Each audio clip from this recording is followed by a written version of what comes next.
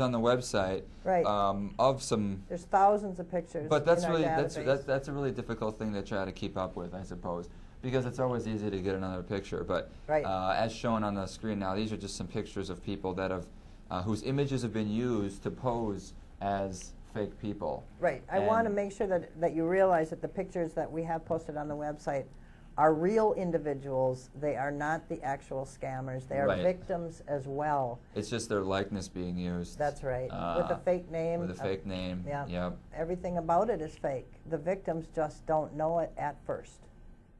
If you've ever been on a dating site, if you've ever had a friend that's been on a dating site, if you've ever had a coworker or a family member that has gone to Match.com or eHarmony or Christian dating sites or any of the dating sites that are out there, there are warning signs that they need to be able to recognize easily and quickly to be able to protect themselves. And again, it's the common lie that you know, I am a United States citizen or whatever, but I have to go to Africa for business or whatever, and then once I'm over there, then something happens. Then all the misfortunes start happening, and you're the only one that can help them, and they fall very quickly in love. Many times they claim God sent you to them, so they bring God and religion into it. There may be no more powerful deception out there than the combination of God and love, huh? Right. Huh. And as time goes on, you know, you emotionally become attached to this individual. They want you off the dating sites very quickly because they want to isolate you. They don't want any other distractions interrupting while they're starting to do the psychological work on the victim to get them reeled in. And they're obviously fluent in English? They're very fluent in English, most of them. Although when they type, one of the things that you want to look for if you're getting emails or instant messaging is poor English. Which isn't going to help on instant messaging because everyone uses the, you know, the short, you know, script anyway. They leave apostrophes out and capitalization. Right, and this is very, very typical with scammers that they do that. Falling Hearts environment, if you're familiar with instant messaging at all, it's a way of changing your background screen to having hearts fall down. You're the only, again, they end up international. Little by little, things will happen to them. They get robbed, they get, you know, they have no more money, they can't cash their check, their computer equipment got stolen, their phones are broken, they get sick, they get into accidents, they end up in the hospital, and you have to help them pay the bill. And this is something isn't just like, I mean, it's something that you definitely want to keep your, you know, antennas up about. Radar, because, absolutely.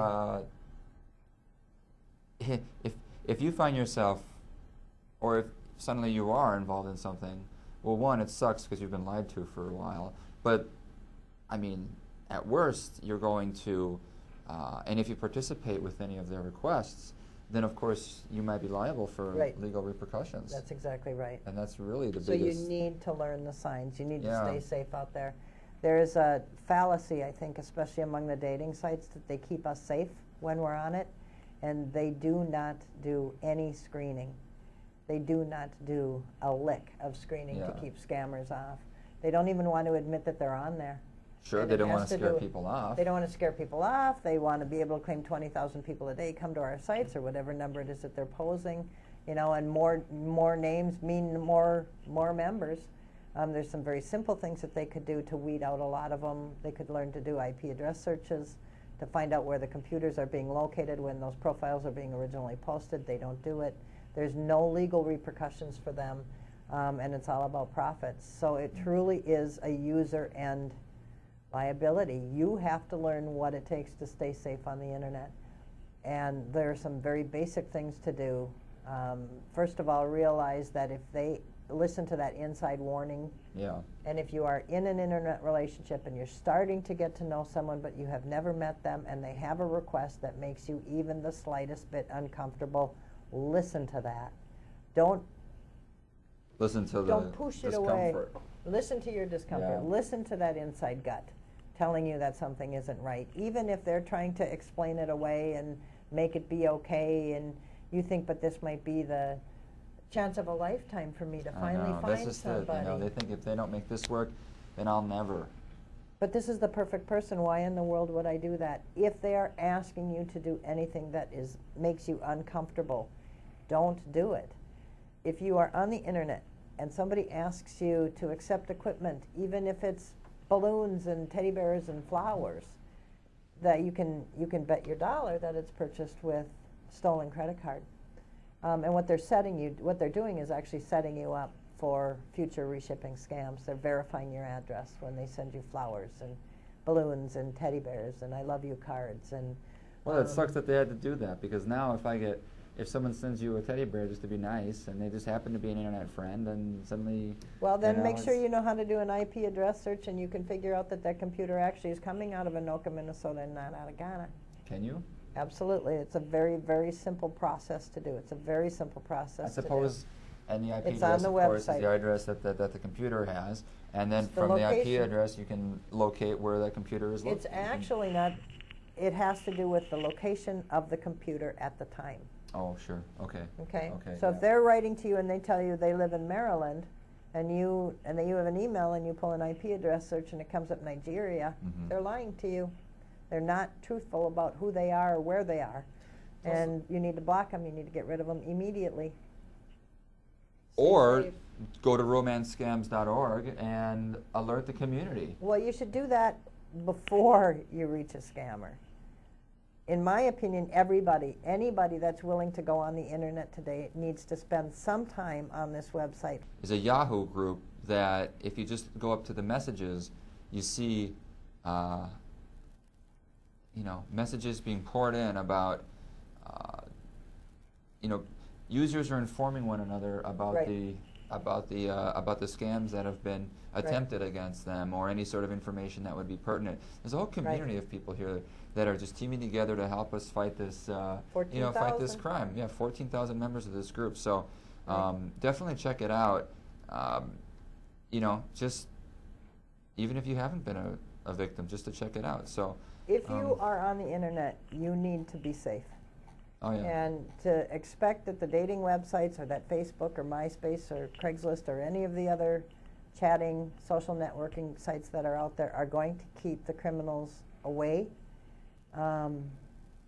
it doesn't happen.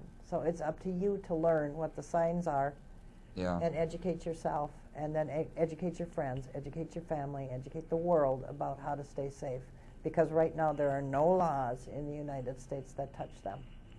No laws in the United States, and Nigeria isn't There can't be laws in the United States that touch them. I mean, right? No, that's right. And Nigeria isn't interested in it because they estimate that it's bringing in about $20 billion with a B, $billion a year. So it's lucrative. And with half of the police force on the take protecting the scammers, it's lucrative for the police force too. So we don't see it stopping. We don't. There's no way to do it right now. The dating websites don't take responsibility to do any screenings, although they kind of act like they do, or they make you believe that they might. You believe that you're safe on it. You are not. There is no screening of any of their members. So you need to figure it out. You need to know what the signs are to look for. You need to stay safe. You need to listen to your inside voice. And if something tells you it's wrong, block them, delete them, get rid of them. Do not speak to them. It's an interesting parallel. In a sense, you're more safe than going to a bar because you're not going to get drugged, at worst. But in a sense, it's even less safe than a bar because you're not going to have someone wear a mask and walk into a bar and I'm so-and-so and lie about their identity. You see the person. They're right in front of you. You know they're not in some sweaty coffee shop in Nigeria, So it's a whole different world. And, of course, with people like you out there, we're helping getting, wise about all this. So anyway, go to romancescams.org. Jody Buell, thank you very much for spending some time today on this show. Thanks for having me. Look for the episode on MTN. Look for this on my blog, and look for romancescams.org to provide you with some very vital information in today's virtual age. So with that, I will thank you all for watching tonight and wish you all a wonderful day. Bye-bye.